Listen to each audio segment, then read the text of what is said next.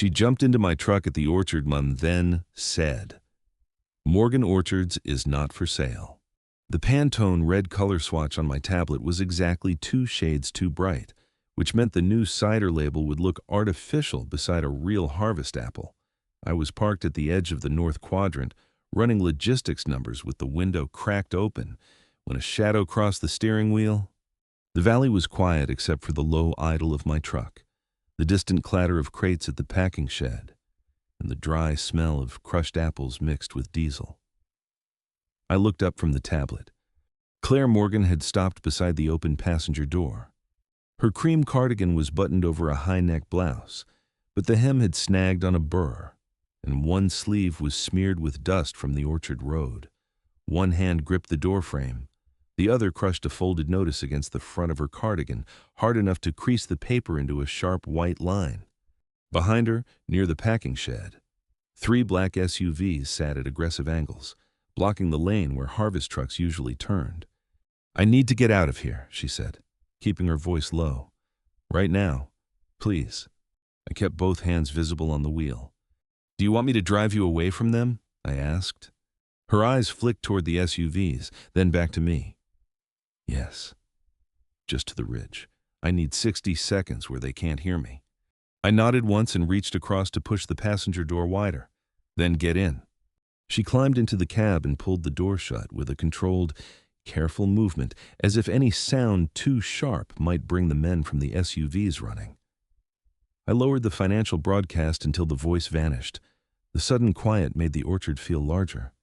I put the truck in gear and eased away from the packing shed.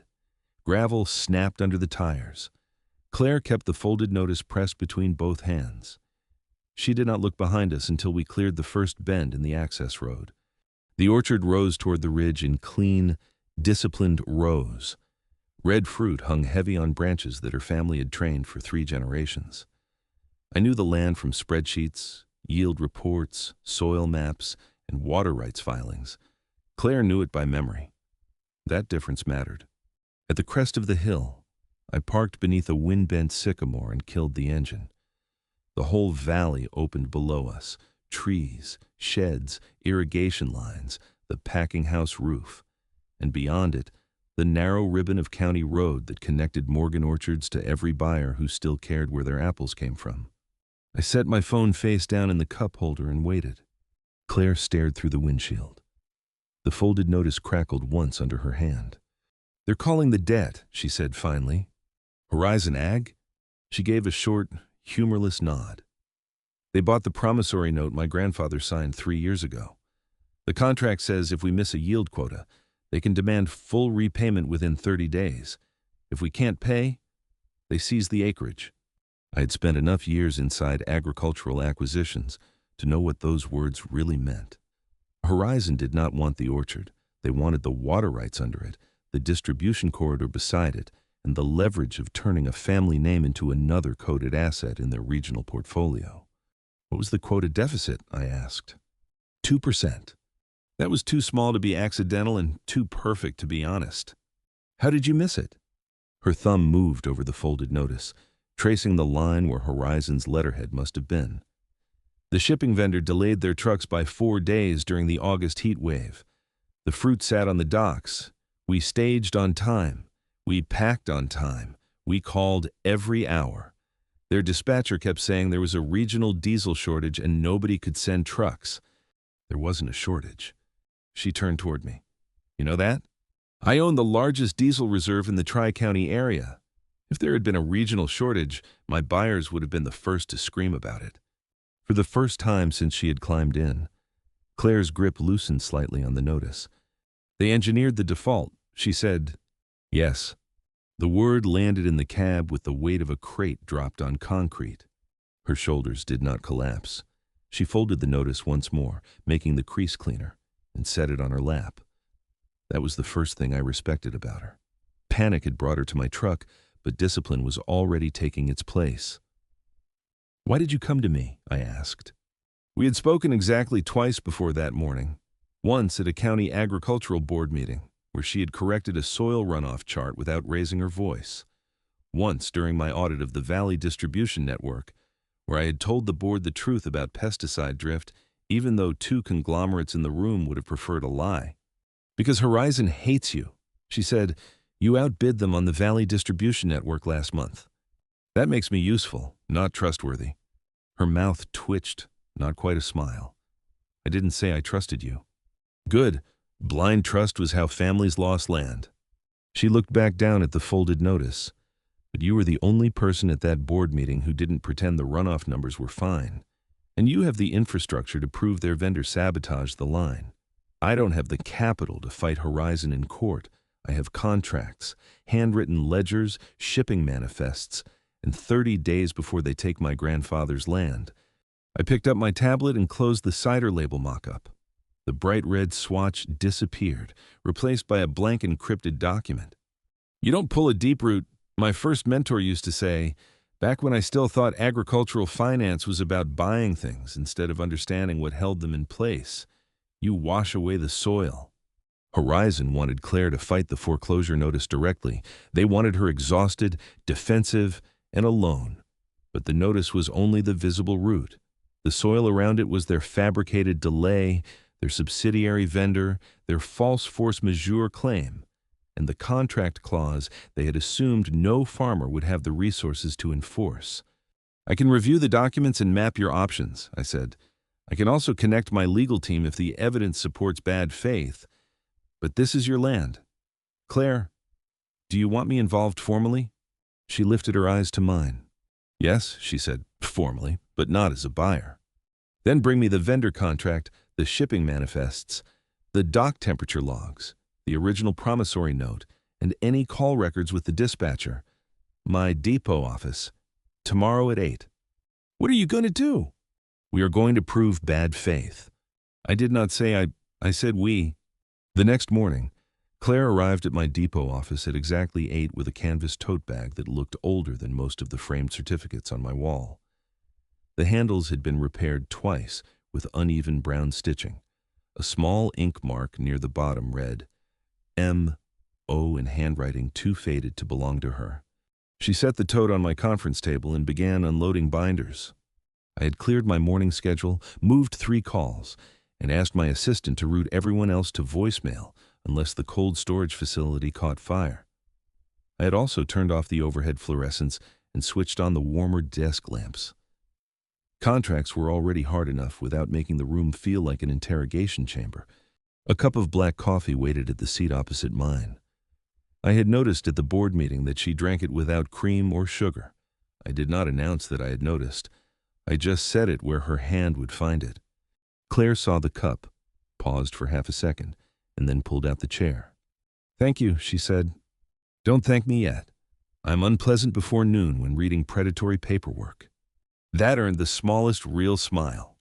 Good, she said. So am I. We spread the evidence across the table. The promissory note, Horizon's foreclosure notice, the shipping manifests, the vendor contract, temperature records from the loading docks, phone logs, old yield charts, and her grandfather's handwritten ledgers. The room began to smell faintly of paper, coffee, and the apple dust that clung to the tote. This was my domain. I did not build with lumber or stone.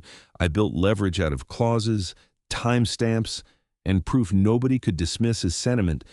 Claire sat across from me with a pencil in her hand and the folded foreclosure notice beside her left elbow. Every time we found a relevant clause, she marked it on a yellow legal pad in square, tidy handwriting. She did not ask me to simplify the contracts. She kept up. At page 42 of the vendor agreement, I stopped. There? She leaned toward the table, stopping beside the contract rather than reaching across my notes. What is it? Section 8, Clause B, Perishable Goods Transit Mandate. I tapped the line with my pen. The vendor assumes full liability for product degradation if the transport vehicle fails to arrive within a 12-hour window of the scheduled manifest, provided the grower has documented staging. We documented staging, she said immediately. Every load, my grandfather started that system after the frost year because he said memory was a bad witness. He was right. They claimed force majeure, regional diesel shortage. There was no shortage. I opened a separate file and turned the screen toward her. These are reserve output logs from August. My company supplied 3 counties that week. Every contracted buyer received fuel within standard range. Claire read the chart twice. She moved the coffee cup away from the papers without looking down, then reached into her tote and pulled out a small plastic sleeve holding a red apple swatch. "I brought this by accident," she said, almost embarrassed.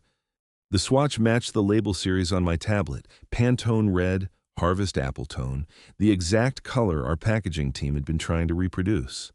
"My grandfather kept that taped to the wall in the cider room," Claire said. "He said if the label ever looked brighter than the apples, we were lying before anyone took a sip."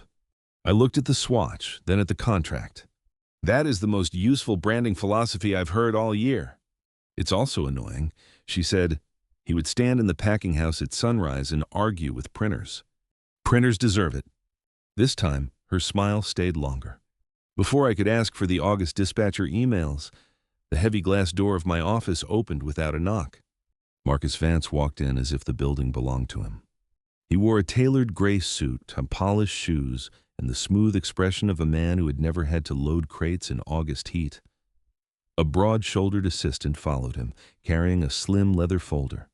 "Wyatt Foster," Vance said. "I heard a rumor you were meeting with Ms. Morgan. I thought I should save you both some time." Claire's pencil stopped moving. I did not stand. I did not raise my voice. I turned one page of the vendor contract and set my pen exactly across Clause B. "Mr. Vance," I said, "you're trespassing in a private corporate facility." His smile widened. "That's dramatic." "Accurate," I said. "And since accuracy is becoming relevant this morning, you can take a message back to your legal department." I turned the contract so it faced him. "Section 8, Clause B, your transport subsidiary missed the 12-hour arrival window on 6 Morgan shipments during the August heat wave. Your force majeure claim cites a regional diesel shortage. My reserve output logs prove no shortage existed." Vance looked at the page without touching it. "A logistical dispute doesn't pause foreclosure."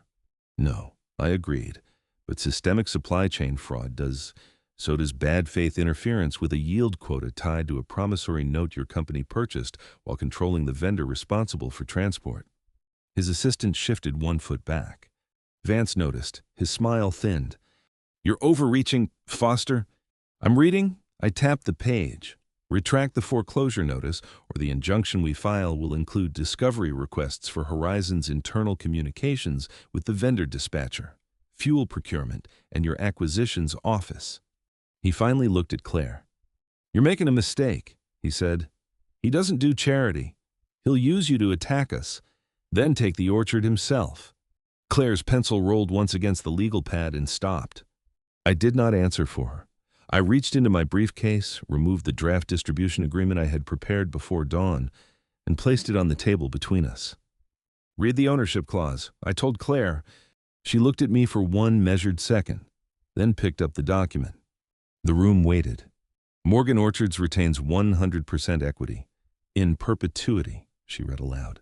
"Distribution agreement terminable by Morgan Orchards with 30 days written notice, no penalty, no acreage lien, no right of first refusal." Vance's eyes hardened. Claire looked up from the page. "Why would you surrender all that leverage?" "Because I don't want your land," I said. "I want your apples, and I want them grown by you." The glass door hummed faintly in the silence. Vance closed his folder. "This isn't over." "No," Claire said before I could speak. Her voice was quiet but clean. "It's documented now." For the first time that morning, Vance looked at her as if he had underestimated the wrong person. He left without another word. Only after the door clicked shut did Claire lower the distribution agreement to the table. Her hand rested beside the contract, not touching mine. "I needed to hear that clause before I believed you," she said. "You should have. That doesn't offend you?" "No, it reassures me." She frowned. "People who can still question a favorable contract are harder to trap." Her pencil rolled again. This time she caught it before it fell. For the next 3 days, the depot conference room became a kind of temporary war room. We built the case the way orchard workers built bins, 1 layer stable before the next one went on top. Claire brought 5 years of handwritten ledgers. I brought digital transit records. She had call logs with dispatcher names written in the margins. I had fuel reserve outputs, State Department of Energy reports, and time-stamped screenshots from 2 independent tracking platforms.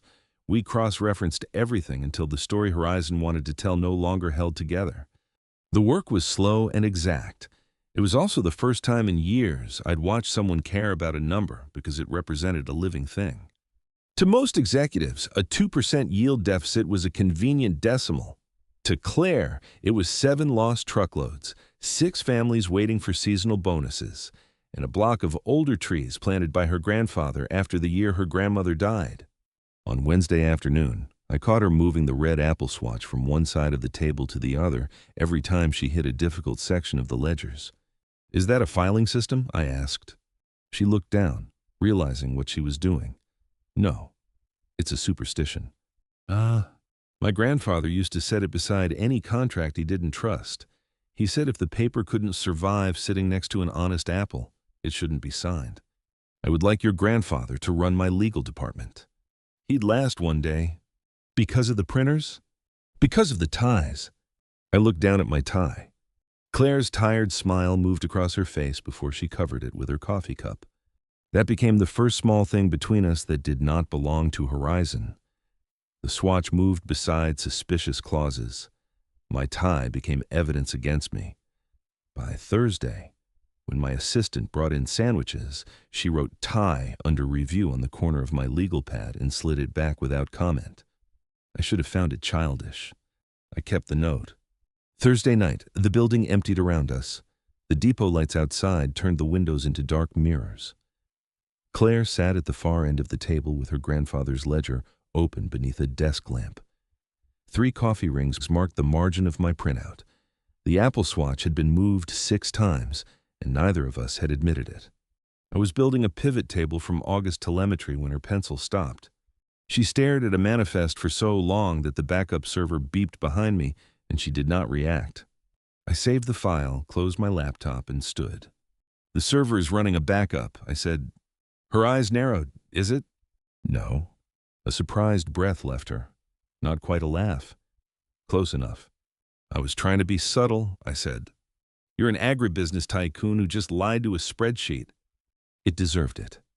That did make her laugh, small and tired but real. I brought 2 bottles of water from the kitchenette and set one near her ledger. Then I opened the bottom drawer and pulled out a packet of crackers my assistant kept for my worst meeting days. Claire looked at the label. "These expired last month. They are emergency crackers. The rules are different. My grandfather would throw those at your head." Another point in his favor. She drank half the water before touching the crackers. Outside, a truck rolled through the yard, its engine fading toward the cold storage depot. The room settled into something quieter than exhaustion. "My grandfather used to say this valley would eventually break everyone," she said, looking at the Apple swatch. "He didn't mean the weather. He meant men with papers." I waited. I thought if I worked hard enough, stayed honest enough, documented everything, I could prove him wrong. Then Vance showed up with that notice, and for about 10 minutes, I was a child again, watching adults talk about land like it didn't have graves and recipes and broken ladders and trees my family named after people. The ledger page lifted slightly in the air from the vent. I set the water bottle on the corner to hold it down. "You don't pull a deep root," I said. "You wash away the soil. Horizon tried to pull. We're removing the lies around the root." Claire looked at me across the table. "That sounds almost gentle for a man who terrifies half the valley." "Only half? The other half hasn't met you." I should have had an answer.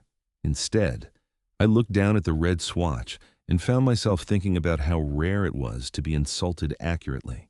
By Friday morning, our case filled 3 binders and 1 encrypted drive.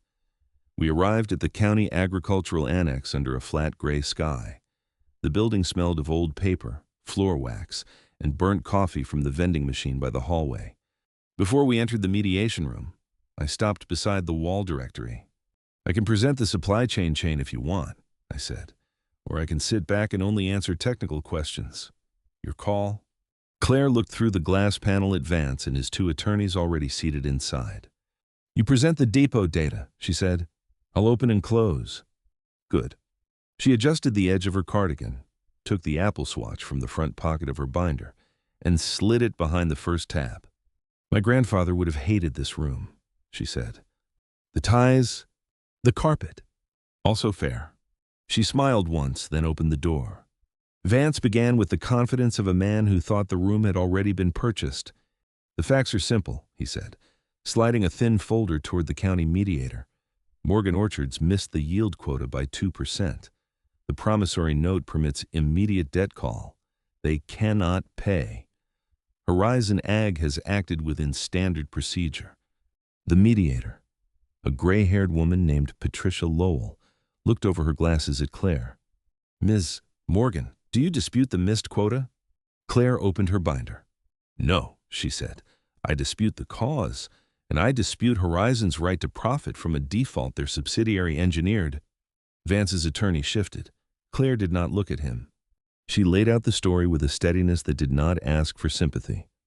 August 14th, scheduled pickups, staged fruit, dispatcher calls, 4-day delay, spoiled loads, false fuel shortage, yield deficit, debt call. Every sentence connected to a document. When she reached the fuel claim, she nodded to me. I turned my laptop toward the mediator and opened the reserve logs. These are Tri-County diesel output records from August. I said, my company's reserve facility supplied independent verification for the same period. Horizon claims a regional shortage block transport. No shortage existed. These GPS telemetry records show Horizon's contracted trucks parked 12 miles from Morgan's loading dock during the active pickup windows. Vance leaned forward. That telemetry is proprietary. My holding company acquired data rights to the depot last week. I said, the acquisition was completed through standard channels and logged with the county clerk. You can challenge it in discovery, if you prefer discovery. His jaw flexed once. The mediator read silently for nearly 3 minutes. Each page she turned sounded sharper than the last. This is a serious allegation. Mr. Vance, she said. It's a narrative, he snapped. A desperate one. Morgan Orchards signed a quota agreement. They missed the quota. That is the contract. Claire removed the red apple swatch from the binder and placed it beside the promissory note. No, she said. That is the surface. This is the root. The room went still. Horizon bought my grandfather's note after acquiring influence over the transport vendor responsible for moving our perishable product. Your subsidiary delayed the trucks, falsified the reason, spoiled our yield, then used the damage you caused to call the debt. Morgan Orchards is not for sale. Retract the notice, or I authorize the injunction. She did not look at me when she said it. She did not need to. Vance stood so quickly his chair legs struck the wall. You think Foster's different? He said. You think he won't swallow you whole once we're gone? Claire picked up the draft distribution contract and turned to the ownership clause. This agreement leaves Morgan Orchards with 100% equity and a 30-day right to terminate. No lien, no acreage claim, no water right assignment. She met his eyes. The difference is that I can read. For one bright, inappropriate second, I had to look down at my pen to keep from smiling. The mediator stamped the first page of Horizon's foreclosure notice with a temporary suspension pending formal review. Then she ordered Horizon to preserve all communications between acquisitions, transport, and fuel procurement. Vance's attorney went pale. That was when I knew we had him. Vance left without shaking anyone's hand. Claire remained standing until the door closed behind him.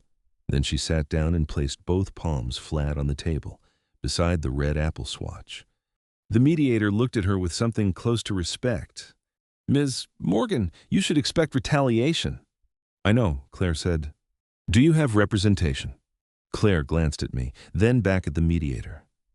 I have counsel reviewing the injunction by noon, and I have a distribution partner who knows where the trucks are. Good, Lowell said, because based on what I've seen today, Horizon should be the one worrying about 30 days. Outside the annex, the gray sky finally broke into a thin wash of sunlight. We walked to my truck without speaking. The same truck she had climbed into 5 days earlier sat by the curb, dust still caught along the running board from the orchard ridge. Claire stopped beside the passenger door. I don't know how to thank you, she said. You don't need to. I do. I opened the door but did not step closer than necessary. The orchard had just survived its first blow. Gratitude was not a contract, and I would not treat it like one. The new distribution agreement starts Monday only if your attorney approves it, I said. Until then, we keep moving apples under the emergency vendor clause and document every truck. She looked at me for a long moment. You really are unpleasant before noon. It is a service standard. A tired laugh escaped her. She climbed into the truck, set the binder on her lap, and slid the red apple swatch into the front pocket as carefully as if it were a photograph. The 8 weeks that followed did not feel like victory. They felt like harvest. Horizon fought the suspension, then went quiet when the court granted discovery.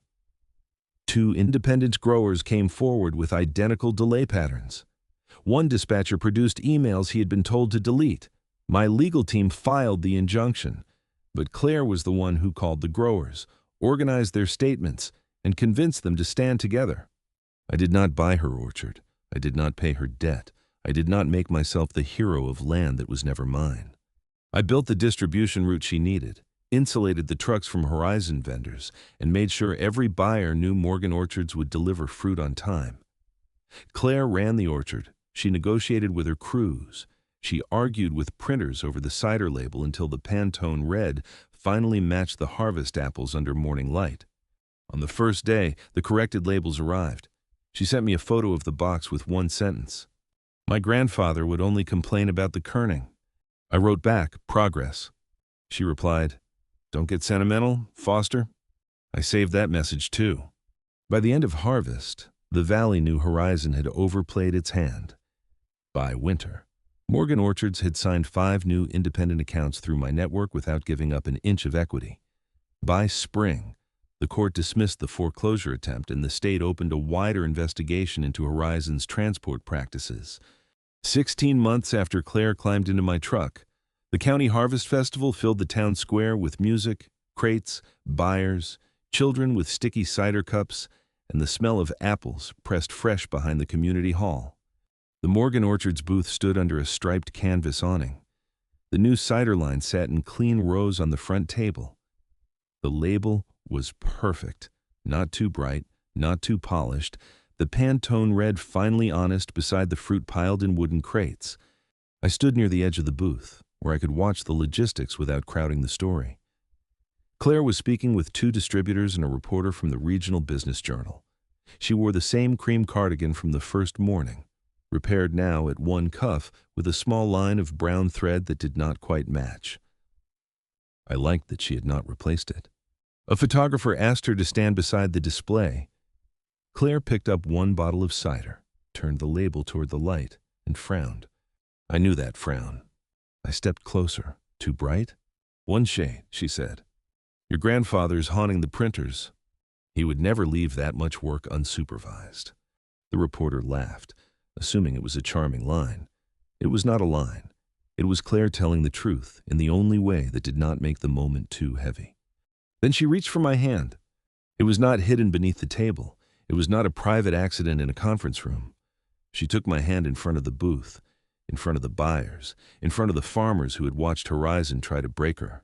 Her fingers locked with mine like the decision had already been made long before the photographer lifted his camera. The reporter looked between us. Mr. Foster, is it fair to call this partnership the reason Morgan Orchards survived? I opened my mouth to answer. Claire squeezed my hand once. I'll take that one, she said. I closed my mouth. She smiled at the reporter, then looked out past the booth toward the road where harvest trucks were moving in steady lines through the valley.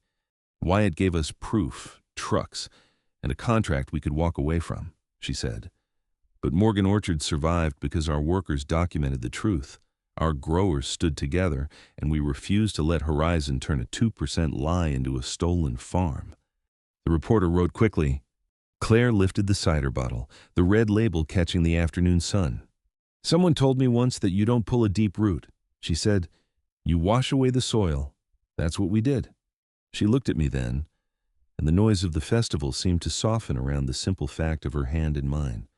And for the record, she added, her eyes bright with the kind of humor that had survived lawyers, weather, and printers. He is still under review for wearing ties in agricultural settings. The photographer laughed. The reporter laughed. I looked down at my open collar. I adapted, I said, under pressure, like any good supply chain.